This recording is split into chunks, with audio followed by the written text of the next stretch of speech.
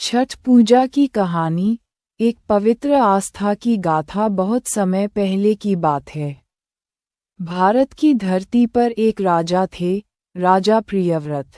वे अत्यंत पराक्रमी, धर्मपरायण और न्यायप्रिय शासक थे। उनकी रानी का नाम था मालिनी। दोनों के राज्य में सुख, समृद्धि और शांति थी, परंतु एक बात से वे बहुत दुखी रहते थे, उनके कोई संतान नहीं थी। राजा और रानी ने कई यज्ञ किए, संतों और ऋषियों से आशीर्वाद लिया, मंदिरों में पूजा की, परंतु संतान का सुख उन्हें प्राप्त नहीं हुआ। अंततः उन्होंने महर्षि कश्यप के कहने पर एक विशेष पुत्रेष्टि यज्ञ करवाया। यज्ञ पूरा हुआ तो महर्षि ने रानी को प्रसाद रूप में खीर दी और कहा, इस खीर को श्रद्धा से ग्रहण करो, तुम्हें एक पुत्र प्राप्त होगा। रानी मालिनी ने वह खीर खाई और समय आने पर एक पुत्र को जन्म दिया, लेकिन दुर्भाग्य से वह शिशु मृत पैदा हुआ। राजा और रानी दोनों शोक में डूब गए। राजा ने भगवान से प्रार्थना की कि वह उन्हें इस दुख से मुक्त करें।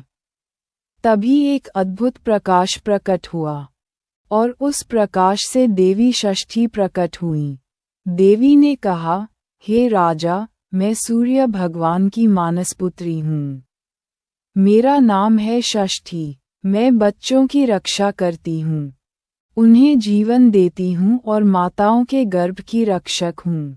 जो भी स्त्री सच्चे मन से मेरी पूजा करेगी, उसे संतान का सुख अवश्य मिलेगा।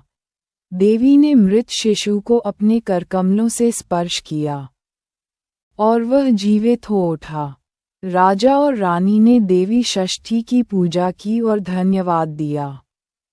तब से ही लोगों ने देवी षष्ठी की आराधना आरंभ की। यही छठ पूजा की शुरुआत मानी जाती है।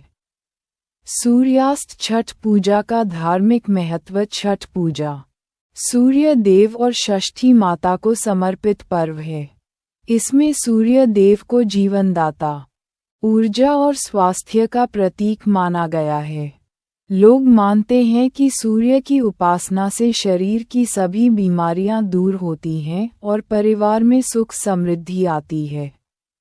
छठ पूजा की परंपरा और विधि। यह पूजा 4 दिन तक चलती है। 1. पहला दिन, नहाय खाया। भक्त नदी या तालाब में स्नान कर शुद्ध होकर सात्विक भोजन करते हैं। 2. दूसरा दिन, खरना। पूरे दिन उपवास रखा जाता है और शाम को गुड़ चावल की खीर और रोटी का प्रसाद बनाकर चंद्रमा को अर्घ्य दिया जाता है। 3. तीसरा दिन, संध्या अर्घ्य।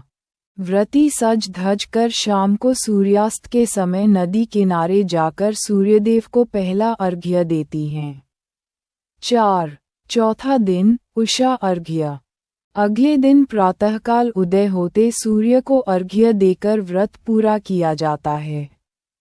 पूरे पर्व में व्रती बिना नमक का भोजन करती हैं, फर्श पर सोती हैं और अत्यंत पवित्रता का पालन करती हैं।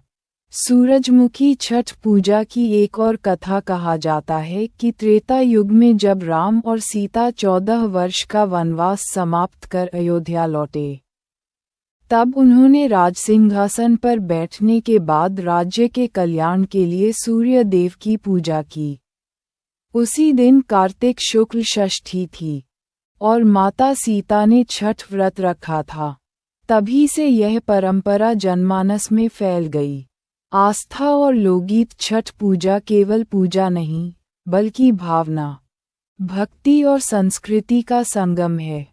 इस दिन घाटों पर लोकगीत गूंजते हैं।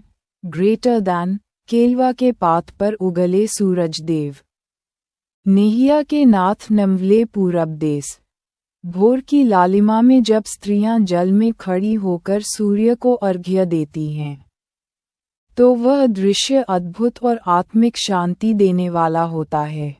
चेरी ब्लॉसम समाप्ति। छठ पूजा हमें ये सिखाती है कि सच्ची आस्था, संयम और श्रद्धा से किया गया कार्य सदा फलदायी होता है। ये पर्व केवल सूर्य उपासना नहीं, बल्कि प्रकृति, परिवार और जीवन के प्रति कृतज्ञता का प्रतीक है। छठ मैया की जय। सूर्य देव की जय।